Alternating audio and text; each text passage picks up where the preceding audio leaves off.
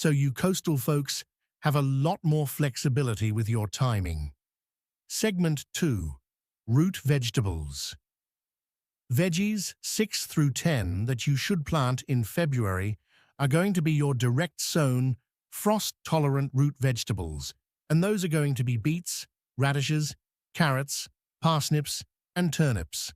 Now, all of these plants, because they're root vegetables, do not like being transplanted. Therefore, you'll plant the seed directly in the ground. Most people in California are going to plant these directly at some point in February, but your location will dictate how early in February that is. Now, one thing you have to factor in with these seeds is that they'll take about 10 to 14 days to germinate. So whatever the weather is at the time, by the time they break through the ground, you have to think of what the weather is going to be, basically 2 weeks further down the road. So here in the Central Valley, our hard frosts and freezes generally stop by mid-March. So, if I were to plant my seeds directly in the ground on February 15th, by the time they germinate, it's probably going to be pretty close to the very end of February or the beginning of March.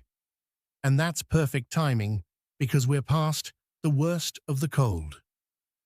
For those of you in Southern California, places like Los Angeles, San Diego, Riverside, you can honestly plant these things right now at the beginning of February because you rarely see hard freezes.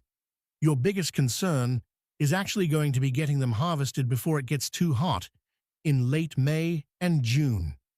For you folks up in the mountains or far northern California, places like Tahoe, Shasta, or even parts of the Sierra foothills, you may need to wait until late February or even early March because the ground might still be frozen or too cold for germination.